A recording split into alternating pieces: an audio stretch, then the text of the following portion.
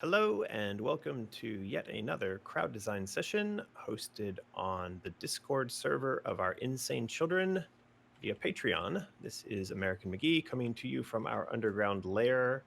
Today is episode number 23. I guess it's kind of a special Christmas episode. We're going to be talking about physical gifts and goodies. That is the plush toy design. We're having a bit of a debate over which should be the next toy that we design and release. And we're also going to take a look at some crystal cast Vorpal blade replicas that may link into the story of Alice Asylum and may be something that we also end up producing and being able to ship out to insane children around the world. If you are joining us over on Discord and you have a microphone and you have something that you want to say, do keep in mind that there is an emoji for that. It's a little microphone emoji. I'm sure one of our mods will punch that into the channel here in a moment. There it is. Arcadia, thank you very much. Try to think if there's any other rules. If you're listening along on YouTube, this is not live. This is actually a recording. So you don't want to be live commenting on a recording. If you'd like to join us live, there are links in the description below that will take you to our Patreon. And I think it's $5 per month, gets you access to our Discord server where you can join me and all the other insane children for our kind of every other week, sometimes not, crowd design sessions. And you can get your ideas heard here in the chat. So with that, I will turn it over to our mods to say their introductions and add anything I might have forgotten. Just hello, one and all. Potential spoilers ahead if the conversation goes that way. Thanks for joining us. Let's all have some good chat. Yeah, I see that Jennifer Daw, Pixel Brand Jeans, she's in the chat saying she can't hear anything. I think that we did a sound check prior to going live and everybody can hear everybody. So if you can't hear us, then it's your problem, not ours. Oh, you might. She's disappeared and come back.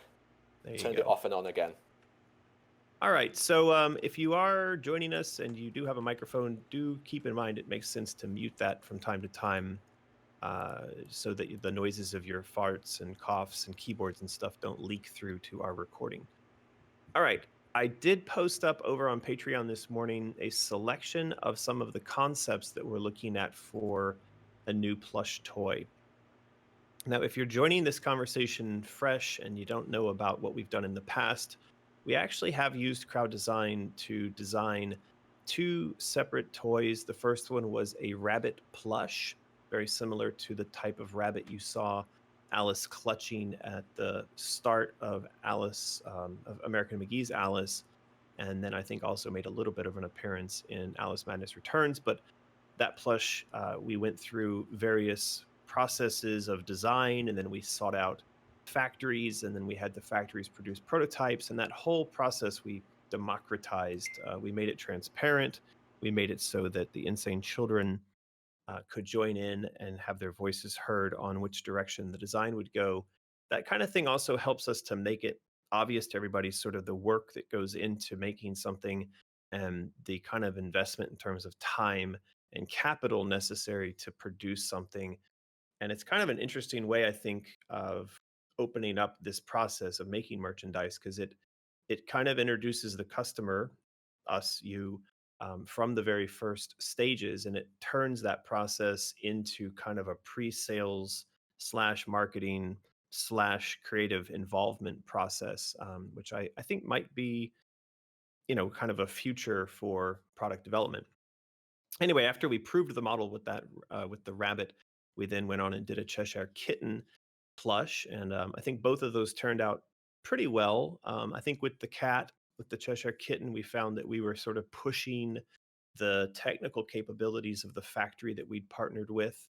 And so going into this third plush, one of the things that we're going to try to think about is whether or not we need to switch factories. I think we probably do, as at the same time, we might increase even more the complexity of the plush that we are designing and producing. So, in some sense, we're taking a lot of the knowledge that we've gathered from previous iterations of this concept and we're going to apply those, but we're going to go venture out, try to do something a little more complex, a little more difficult, and with a new production partner. So keep all that stuff in mind as we talk about this.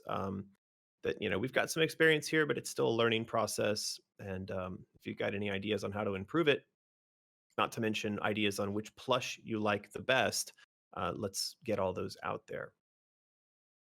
So if you head over to Patreon, there is a post that just went up this morning. It's called Plush Crowd Design Session.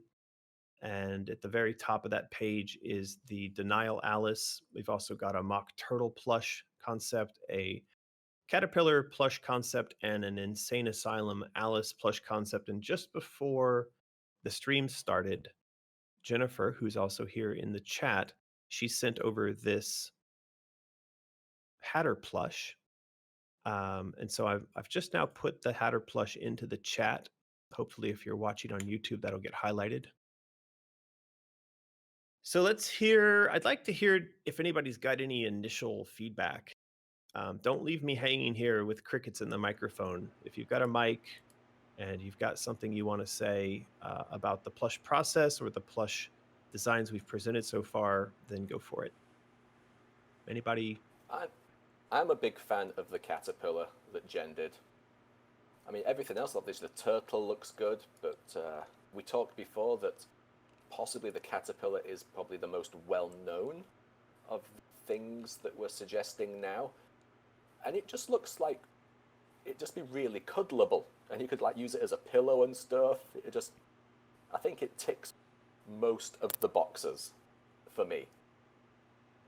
Yeah, one of the other things that I mentioned, it may have been on the live stream yesterday about the caterpillar design, is that we might consider, instead of producing a hard plastic hookah model that goes with it as a prop, we could consider that the hookah is actually a bag. So if you did get the Cheshire Kitten or you got the White Rabbit, you'll know that they both came inside of their own collector bag.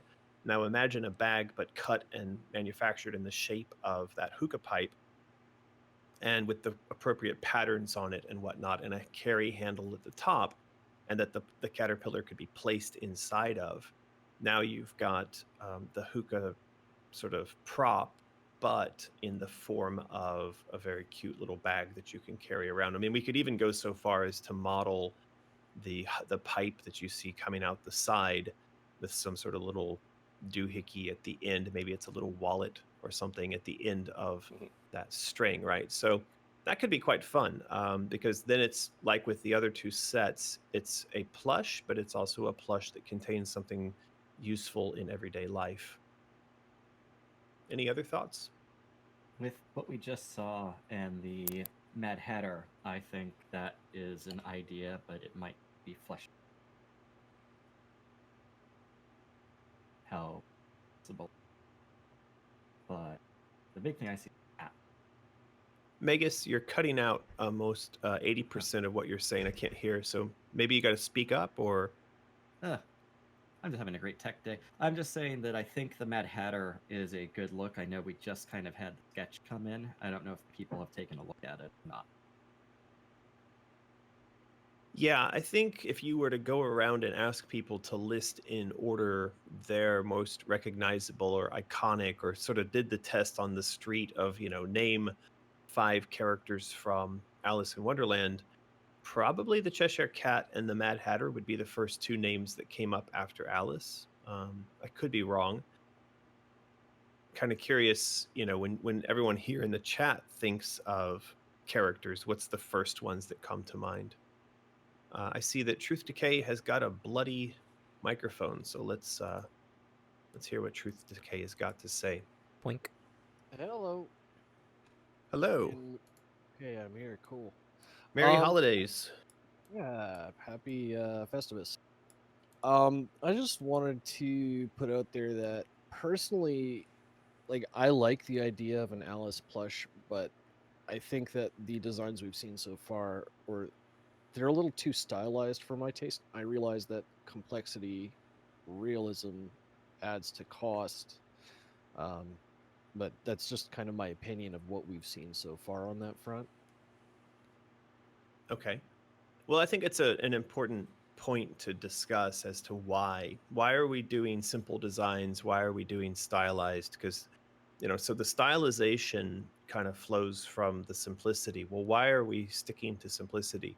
We did mention this yesterday on the live stream on YouTube, and that was that, I've had friends who owned factories or workshops that worked in resins, like they made, sort of the really complex, high detail resin model toys that you'd find in a proper collector toy shop. And I've seen how that process works in terms of timetables and also in terms of the skill requirements, the team that you need, and most importantly, the degree of investment. Now, the investment side of that thing, for like a really good resin toy collection or just a single model, can be super, super expensive. You're talking tens of thousands of dollars just to sculpt the base model. And then you're talking thousands of dollars for the molds. And oftentimes, for a complex model per toy, you may have multiple molds, for individual elements. If it's armor, or like they may separate the head from the body from the arms. And each one of those molds ends up costing a lot of money. So you've got this huge, tremendous outlay of cash early on. And that's why if you look at the really high quality, really detailed resin toys, a lot of times they're priced sort of, $50 to $100 to $500, depending on who's producing them and the level of detail. So that's one of the reasons so far we've not gone down that path because, yeah, I just wanted to say, like, I'm not adverse to the idea of a plush. I just kind of think that the the design of what we've seen so far with just the eyes and some of the features, they're just, to me, they're not particularly close. yeah. I think that Jennifer, she posted some examples up on Trello, and I'm going to try to post a few of those in here because I don't know if they made it into the live stream yesterday. But what she was trying to show was that when you try to capture very realistic details within plush doll design, you can only really go very wrong. In other words, it's really difficult to do, and so you end up pushing away from realism because it's so easy to get something that looks uncanny, and goofy. So I've just uploaded, like, that's one of the examples she sent, and you can see that's super simplistic, super stylized. Buttons for eyes and stitches for a mouth. Well, one of the reasons is that when you're in this format and when the doll is this small and you're trying to render stuff in cloth and stitches, it's very difficult to capture the right kind of facial detail for realism. So then realism just comes off looking uh, basically cheap and broken. It looks like you did a bad job when in fact it's just as good a job you can do inside of that material. I really wish that Jennifer's microphone was working because I'd like to hear her thoughts on this directly. Yeah, she's just posted in some horrible ones of plush dolls. I And just that's realized I was gonna I say, had an Alice plush. put a I want to little see if we can blood go on grab it and that. take a picture and post. Let's see if we can get Jennifer to talk a little bit. But yeah, I mean, what she's Okay. posted here, for those who can see it in the chat, she's done this horrible plush doll that's trying to have a somewhat more realistic face. So it's got a little bit more features in terms of, teeth, mouth, tongue, eyes with pupils. And it's tough. It's tough to get something you think really looks right and doesn't look goofy. So can you imagine if we did an Alice doll and she came out looking uh, I I don't know. mean, Amazing. Can you hear me? we Yeah. can hear you. Okay, good. Yeah, even Disney has this problem with their plush dolls, like the Alice in Wonderland, the big ones. They just look horrific. Let me get an example. So, what would be your choice then in terms of the faces? I think that if the simple eyes don't work on the bigger plush, we'll have to go even smaller than what we've got now. And that means kind of breaking the design scheme we have for the other two. And we kind of want that to be a series that's finished first before we move on to another one. It's Right. just terrifying. Well, this is actually what we did for the Cheshire Cat's face, this technique. So if you look at the face on the one I just posted into the chat, the face is rendered in embroidery. And so they're using a fairly high-end sort of robo embroidery machine. It can basically paint with thread as it embroiders onto the fabric. And we can find factories that can do this, but it is, you can see that it's sort of a flat canvas, and then they've stitched with embroidery onto the face, and then they've just made the face basically a tube, a ball, so there's no facial feature, there's no 3D-ness to it. Now they do have a Mad Hatter, and I think it's using a combination of similar techniques. So this is the Disney Mad Hatter plush that I'm posting in here. Those are really good. Like all of the White Rabbit, all of those characters are great because they're more of caricatures. But they're caricatures, yeah. Yeah, I said that word totally wrong. That is the issue. When a character can look cartoonish, like the White Rabbit or the Mad Hatter, then this technique probably works really well. But in a case where the character cannot look so cartoonish, where you want it to try to look realistic or lifelike, it's gonna potentially come off looking a little bit bizarre. I think Bandai Namco kind of has it down with the size and the details. Like the Mega Man plush I posted, like they've got it down, but it's more anime, so I don't know if we really want to take that route with it. It's very cartoonish, very anime.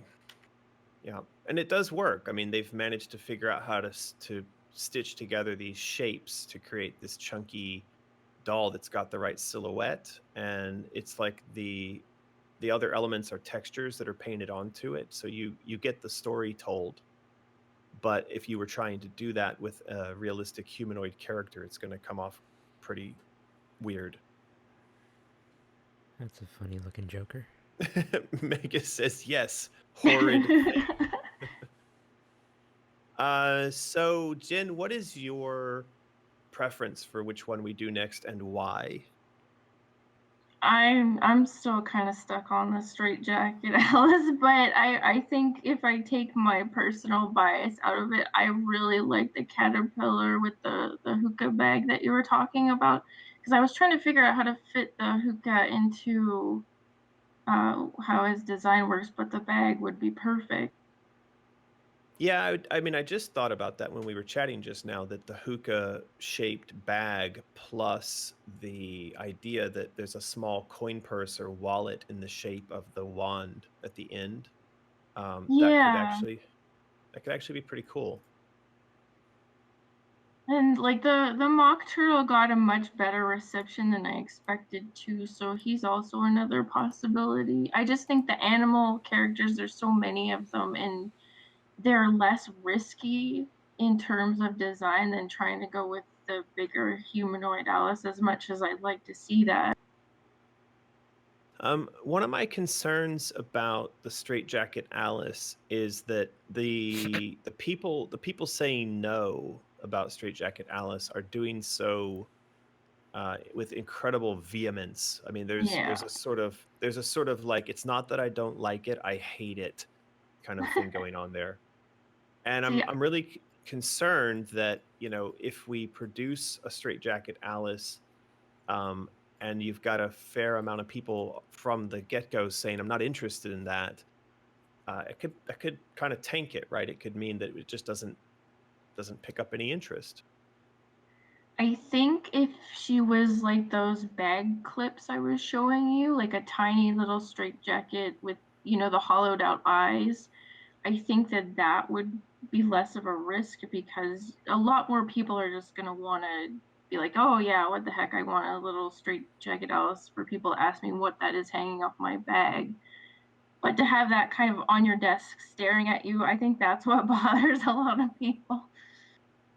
So that could be true, and I'm a little bit curious about if you look at like our sales numbers and the numbers of these things that we sold via Patreon.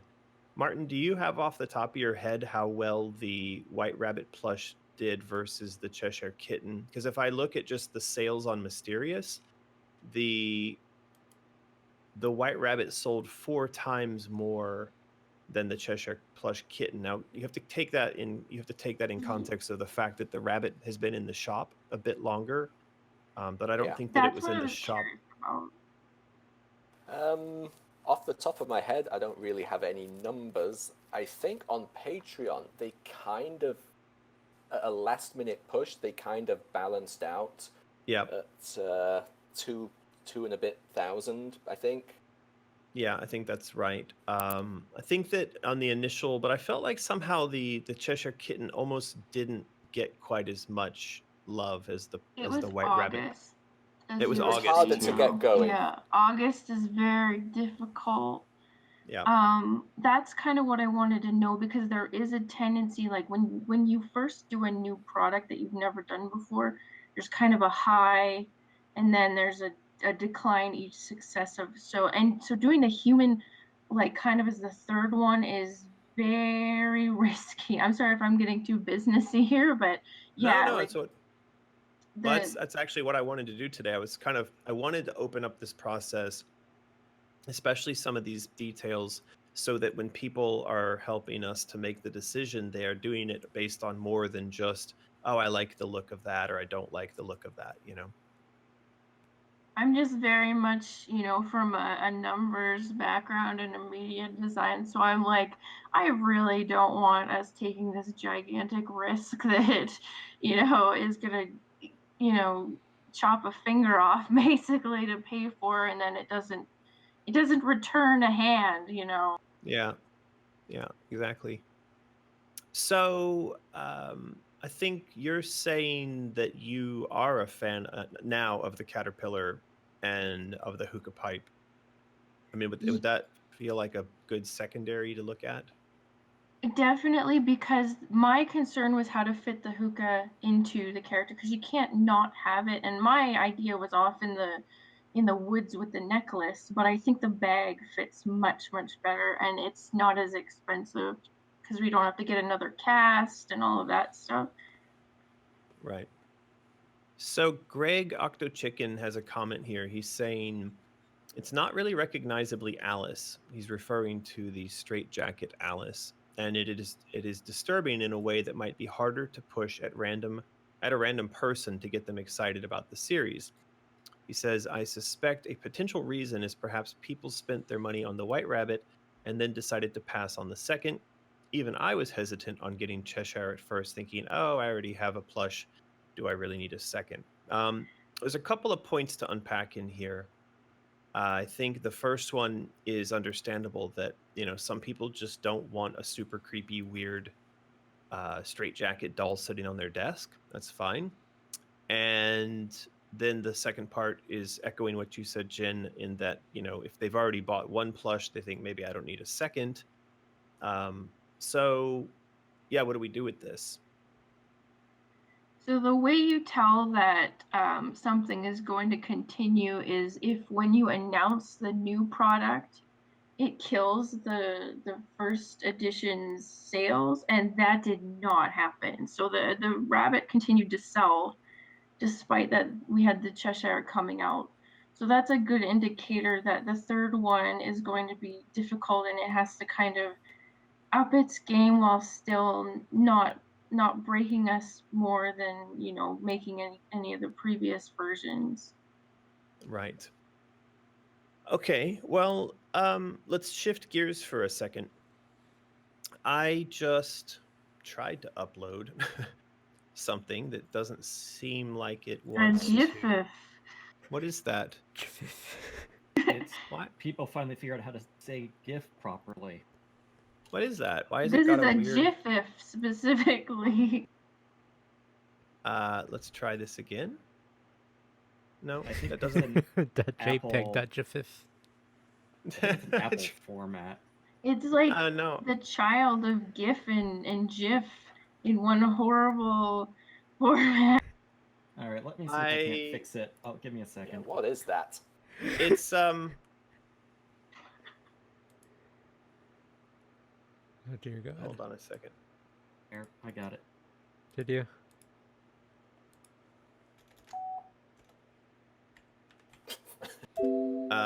Bam. There we go. Oh yeah, Okay. you got it. Okay. That is, yeah, thank you. That is a pressure cast resin Vorpal blade, hand painted, and so it's a clear, crystal clear Vorpal blade. The guys who made that are based in the UK, and I've talked with them a bit about it. They hand make these, and they can only make about 200 a month.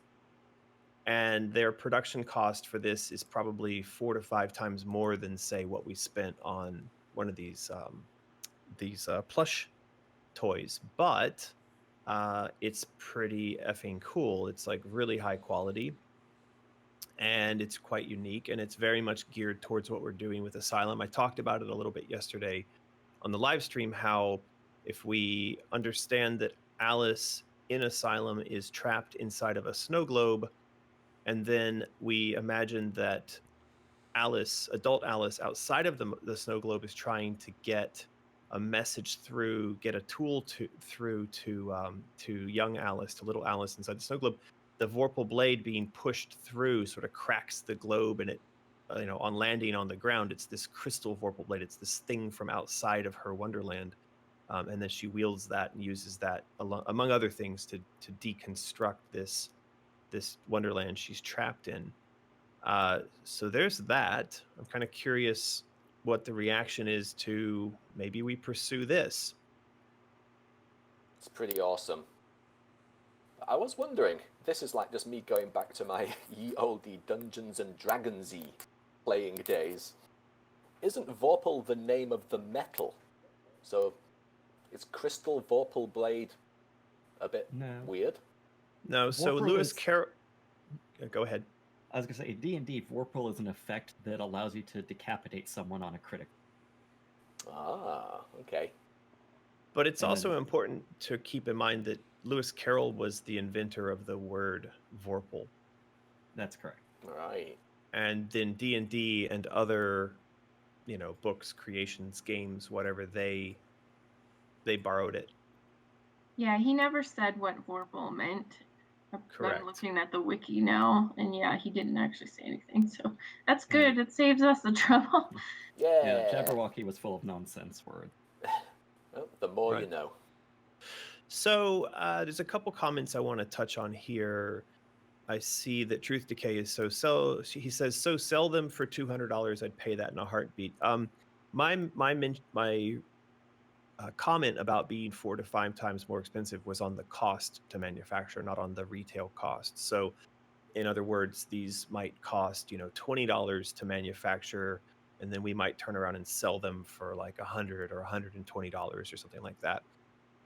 Because there's still a lot more that has to be done beyond just the manufacture of this. We would want to create some sort of custom box to put them in, and then the certificates, and then there's all the shipping and I don't know where these would ship out of. If they were shipping out of the UK, then the shipping costs would be much, much more than what we do out of China. So that's interesting to see that, I don't know, would a knife like this be worth 200? I think that the metal knives, when they were being sold, they were around $200 if I remember correctly. I don't know if anybody bought one of those. So Luca says, wouldn't it be very hard to ship a potential weapon internationally? Yes. This is one of the problems that we ran into. There was a time a few years ago where I tried to clear out some of my old kind of collectibles and inventory and offered stuff for sale. And then when we tried to send out these these Vorpal blade, the metal replicas from China, they were blocked. And then I even tried to send out some like plastic or styrofoam replicas, and those were blocked.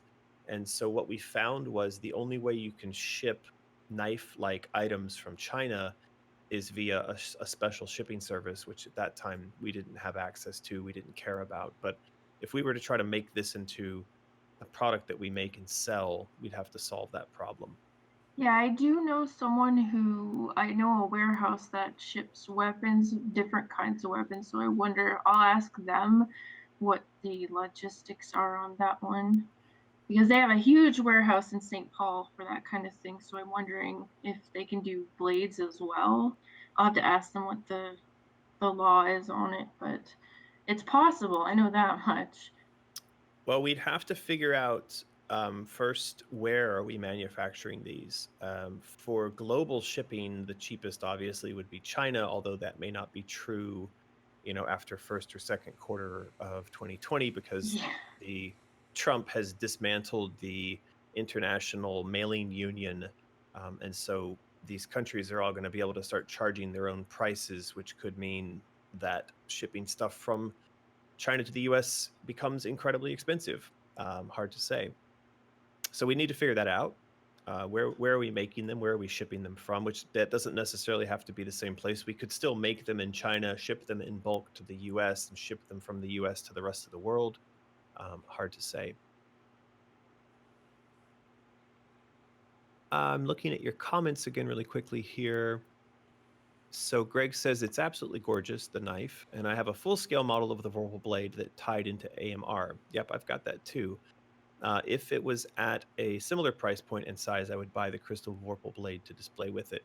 Well, I'm curious to know from people, like, where is what's the proper price point for something like that? I imagine it's going to be $100-ish or maybe more. Are we going to have 1,000 people who want to put that kind of money towards something? Because that's the other thing: as the price goes up, the potential audience size goes down, and that's the danger in this I one. think most people who collect knives usually are willing to pay up to $200 from people I've dealt with on that, but we'd have to do a market test, I suppose. Right. Yeah. Yeah, for most collectibles, I say right around 100 would be Yeah. kind of where people would start at. Yeah. Well, Truth Decay asks a question here. He says, can the costs be brought down if you find a way to more mass produce them? The answer there is yes.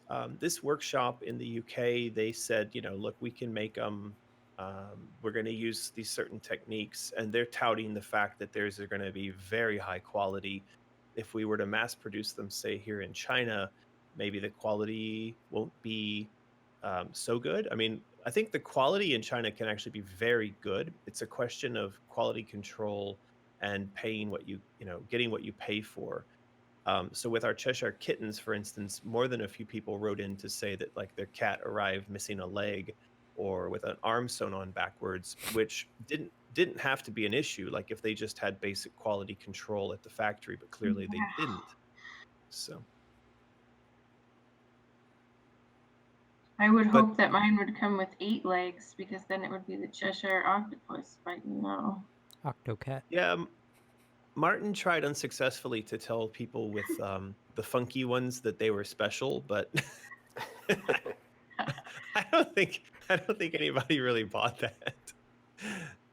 Can't remember. Well, I mean, if you get a bad magic card that's all disfigured, then yeah, you get a limited edition. You should have Exactly.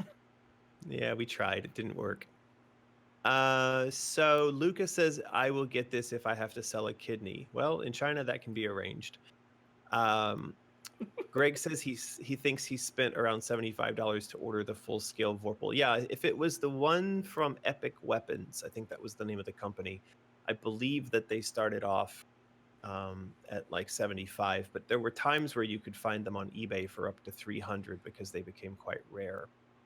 And that's something we'd probably do here is, we'd maybe only make 1,000 of these things. And so, yeah, you could end up, buying it for 100, but in a few years, it could be worth a lot more money.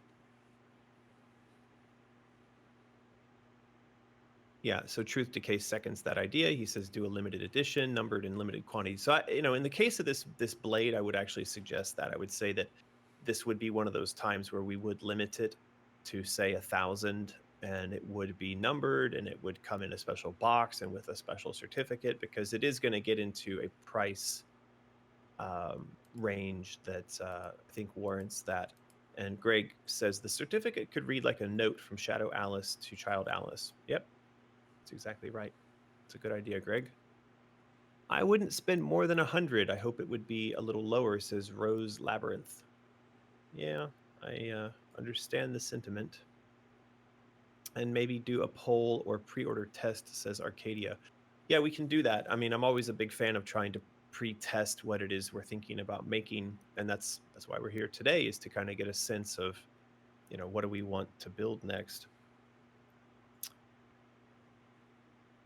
Okay, so any other comments here I'm missing before? Greg says at $100 I would buy it if it was full scale, 18 inches from the hilt to the tip. Yeah, this would be full scale. From what I understand, looking at the pictures, they modeled this off that metal one, so it is essentially a replica of a replica. It's replicaception, and it is full scale.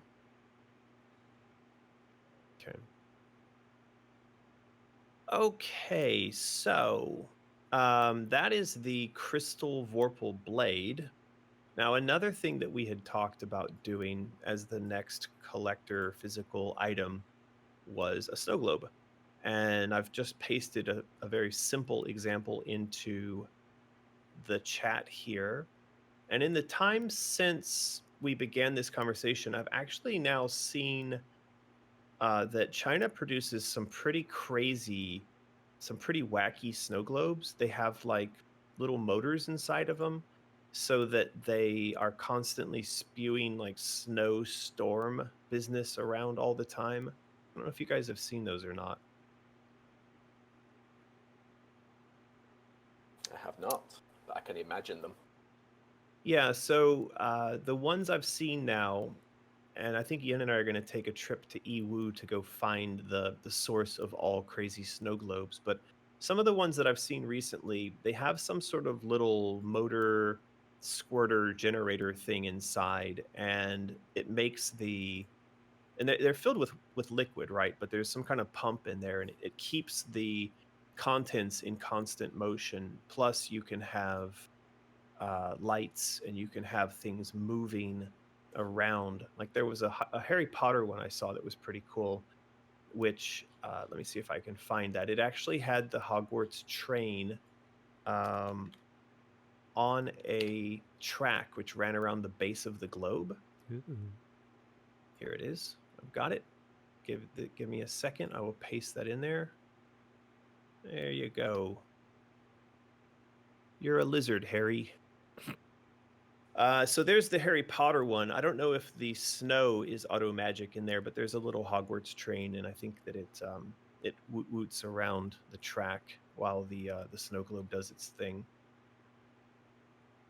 So this is something that we could do, and my understanding. So a couple things here. One, I don't think there are going to be export restrictions on snow globes, because it's just a snow globe. You're not going to murder stab someone with it.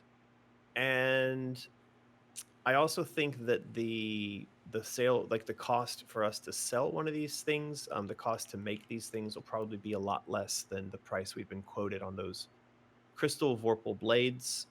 So I could imagine that we might get one of these done for, you know, in a price range that lets us sell it at retail for like less than $50.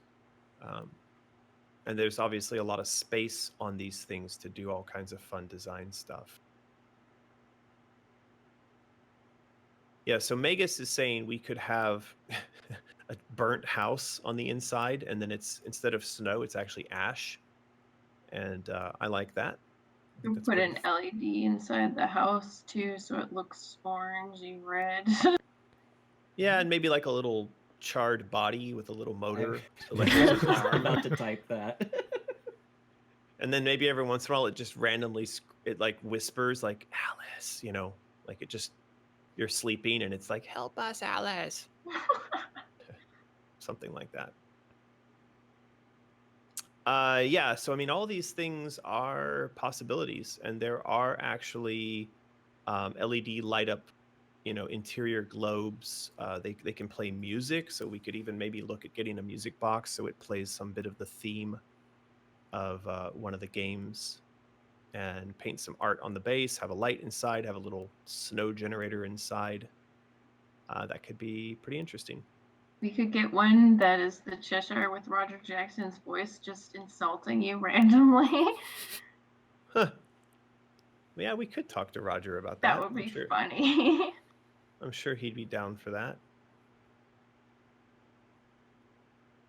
So there's some pretty interesting snow globes out there as well. I don't know if because I've been looking at all the various kinds. You can replace the traditional white bits with other materials, and so there are black snow globes.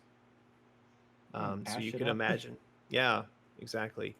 So I mean, if we're talking about ash, or we're talking about chaos, if we're talking about any of these places in Wonderland where maybe the kind of the chaos or the ruin has taken over, um, we could do something that's similar to what's on screen now. It's sort of these black ash dust stuff. Take that with like little tiny orangey particles too, so it'd look like embers from the house when it moves about. Yeah, exactly. I think there's quite a lot of variation and possibilities here. And again, I think one of the things we're going to want to do is that Yen and I travel to Yiwu, that is the factory storefront, city, for all the stuff that gets made in China. And they'll have an entire floor of Christmas. I've actually been to the Christmas section before, and it like melts your brain. Um, and yeah, so there is a whole floor of Christmas stuff, and I've seen the snow globes in there before, and they will have snow globe factories. Ooh, there's a cool one that Jennifer has pasted in. Friday the 13th. That's perfect. So if you can imagine, like, taking Omri's recent the picture he did called Trauma. It's called Trauma, right? The one where Alice is sat with the snow globe between her legs. Poor Tragedy. Shelley. Sorry, it's called Tragedy, and I've just pasted that in there. So imagine that we did a snow globe and it actually has, sort of an Alice model behind it. That could be interesting. The Amityville one looks almost exactly what we're kind of thinking with the house. I'd like to see the house with legs, though. The one that Omri made that has like the long legs walking around. That would be pretty cool. Yeah, well, also the idea of the sort of shattered islands floating, in the space inside there with the legs underneath them. You could put the Alice holding a snow globe in a snow globe. Snow globe stuff. So Arcadia has posted up a really cool one that I like a lot. That is Pris as the fortune teller looking into her crystal ball, which is also kind of a snow globe. So I could imagine this as a model and a globe as well, which would work really well. That's pretty cool. There's one from The Mist, and again, it has the character in a small model on the exterior of the globe with the nonsense going on inside, and that looks really cool. So I like that one a lot as well. So yeah, I think the Thing one is great. Yeah, so a lot of variation, a lot of possibilities here. So what's the consensus? Like, if you were to have to make a decision right now between a new plush or the crystal Vorpal blade or a snow globe as the next thing that gets pursued, what do you think? I would choose Vorpal Blade's Snow Globe as top 2, and then, yeah, it's still iffy on the plush. I think I would go snow globe. It looks like we're seeing quite a lot of Vorpal Blade and Snow Globe. Not so much Plushy. I mean, could I we would have do the poll on the blade first before deciding to produce it. So was gonna say, maybe why just not? go with the snow globe. I would say We start can with do a- Snow Globe and move to the Vorpal Blade. Sorry. Oh, we can definitely do a poll. One of the things that's going to be lacking in the poll is that all of us have just sat here, for the last 45 minutes talking about some of the restrictions and constraints and other elements that go into this, right? So if we go out and do a snap poll of just like, what do you want? This or this or this? A lot of people will just react sort of unthinkingly. And knowing our luck with polls, it'd just be a completely even split. People react unthinking? Never. Polling on a limited run item is very difficult too, because even if 5,000 people say they want it, they're not going to get it, so it's just not. Yeah. I think for production-wise, a Snow Globe would be better. I think a long-run idea would be get the Vorpal's blade kind of set up and see what the total cost would be and float that around. What about a Snow Globe that has the Vorpal Blade inside it? All right, never mind. Being held by a plushie. Yeah. Being held by you've done it, Martin. You've the trifecta. Amazing. That reminds me of the car from The Simpsons that Homer made that was just like everything smashed together. There you go.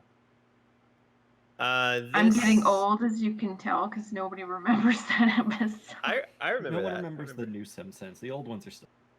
Didn't it have a hot tub in it as well? It had like everything from like a horn that played a cucaracha to like just a jacuzzi in the back. Yeah. It had like some sort of like child-containing dome on it or something. All right. This Headless Horseman is pretty cool. Pumpkin head. It's obviously got lights going on inside the globe. I like that a lot. A lot of ideas we could run with for the globe. Oh, there's Homer's everything mobile. Fantastic. So we've got these three things. Octo Chicken is asking, I think the price points need to be very clear.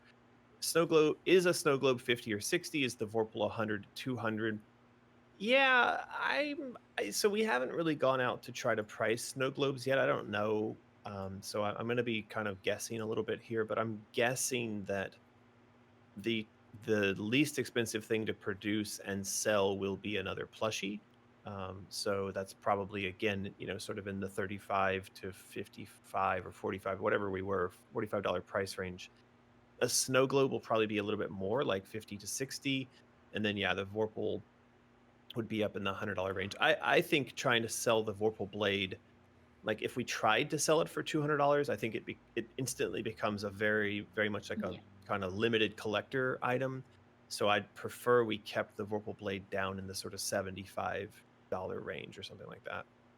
The only wrench in the Snow Globe is that the loss percentages on those from them being broken in the mail is going to be at least double for what the damage rate of like even the blade. So we have to consider that too in the price.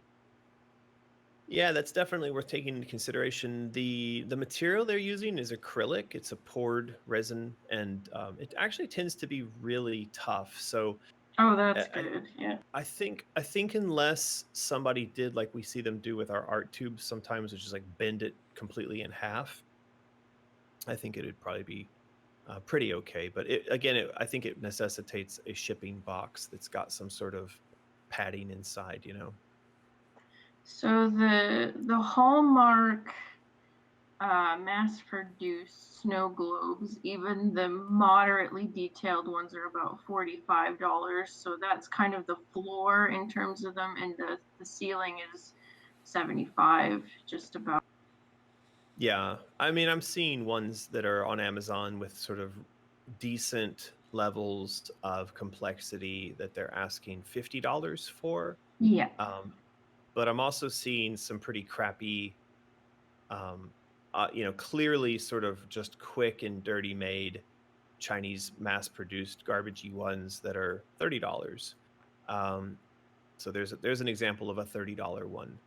But of course, they are not giving you free shipping. So a lot of times, shops like this, where you see something's only $30, then they'll turn around and charge you $15 or $20 in shipping, and that's where they make their profit on the thing. Yeah. So I don't know what the shipping on this thing is, but it's probably quite a bit. Okay, so that's clear on. I think that's clear on the pricing. It's basically Plush, $45, Snow Globe, maybe $55, and a Vorpal Blade $75 or something like that.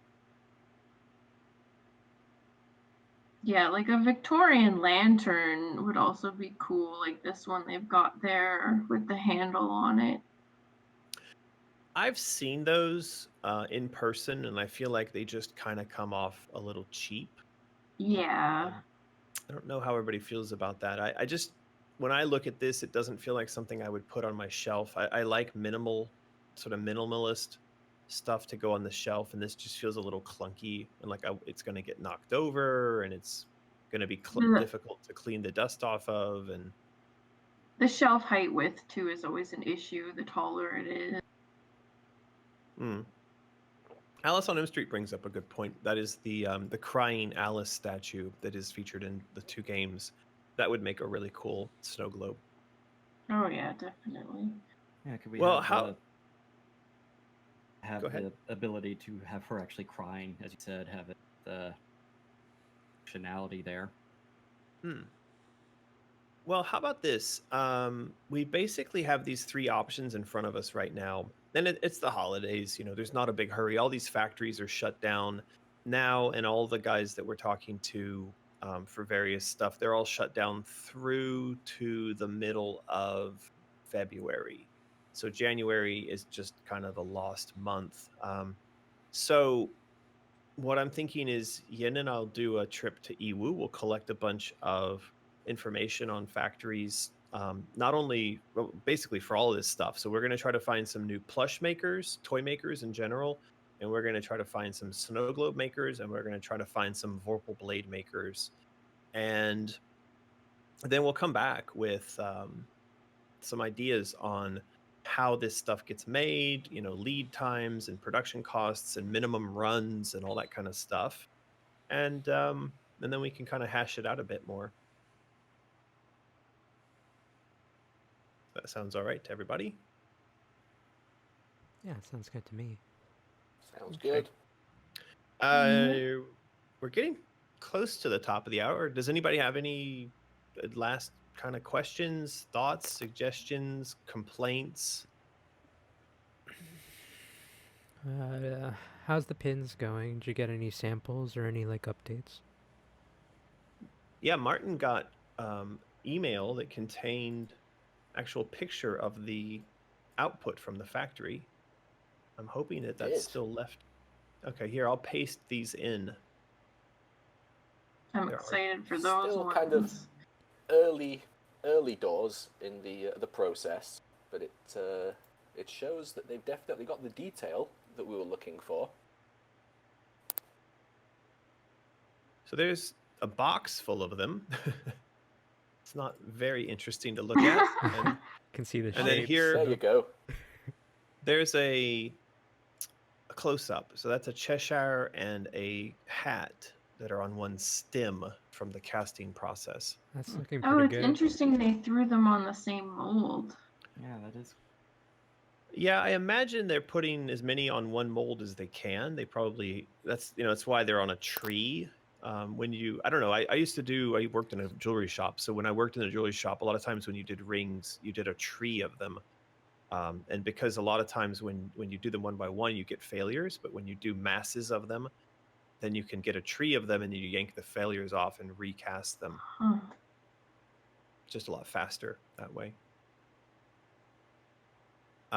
So Truth Decay is saying, so it would be white and pewter, but would there be a clear coat? Actually, it's black and pewter, right?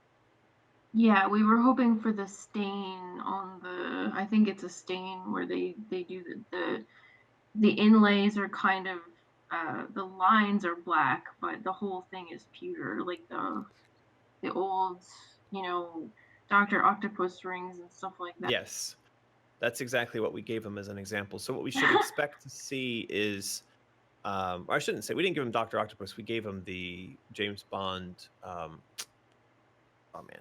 Anyway, you know what I'm talking about. There you go. So we gave them those rings as an example. So yeah, this will get filled in with black. It'll have the raised bits in pewter still above that, and then it'll get an enamel coat over the top to be all shiny and cool. And Martin, you said that, or they said that they got the locking backs. Yep, they've got the little bags of clasps and Allen keys. Yeah. So everybody that gets one of these is going to have a little baggie with 5 clasps in it, so they could clasp them all up if they wanted. Oh, There's a picture of the baggie and the clasps. Why does it look like there's only? Oh, I see. Those are on their side. Okay, I thought those were washers. So yeah, there's 5 of the little clasps, I guess, the little hex keys. Yeah. Yeah, so that's all moving along. What were they saying about production time? They wanted to get everything done before they go on break in January. Yeah. So I think it's probably going to be about another 2 weeks from now. I think they said something 7 to 10 days after the molds, something like that. Right. So we should be seeing production samples soon, though, like in a week or so. Yes. And then they're going to try to get everything knocked out and sent to our warehouse before they go on vacation for the national holidays, which are at the end of January. They should certainly be able to do that. Right. Okay.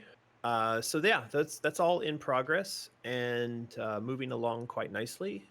And so we should hope to run the promotion for that in February, I think is what we're aiming for, right? Yeah, said February. Yeah. Yeah, so that's it. That's all kind of on track. Yeah. Yeah. What else have we got? Any other questions, thoughts, curiosities? I just wanted to mention how you were in the Patreon blog going over a lot of this stuff, actually. Go you. What do you Sniffing a mean? flower. For those that didn't catch the actual live stream, you had the blog in Patreon about the whole concept of crowd design and creating the. And him changing how games are made, you mean? Yeah, him changing how games are made. Yeah, that's fantastic. They never, all of the articles I've ever read, even when I was a kid, they were never done to what I know you as a person now, so it's always really funny to me. Yeah, I don't know. They let me review the whole article, except he didn't send over the headline, and I don't know. It's fine. It just, when I saw it, I just thought, yeah, great. That's thanks, buddy. Just another Oh, well. article that just you don't like. Yeah. All right. So unless we got anything else, I think that's it for me. Anybody? Anybody got anything else? No. No. Alrighty. Well, that Seems is the not. that is the end of today's crowd design session. Then I think this was episode 23. Is that right? Yes. Yeah. So this was episode 23 of the crowd design session, hosted on our Discord server, and with our insane children from Patreon joining us, and we talked about plush dolls, crystal Vorpal blades, and snow globes full of burnt body parts. If you would like to join in on one of these conversations in the future, there are links to the Patreon in the description below, so click and check out the Patreon page to do that. And that's it for me here in Shanghai. Farewell. Merry Christmas to everybody, and Festivus and Hanukkah and whatever else you're celebrating out there. Blessed Yuletide, everyone. Merry Merry Christmas to all. festiveness. And get bent, Santa. Give it out. Zip Bring it up. Trumpus. Bye bye. I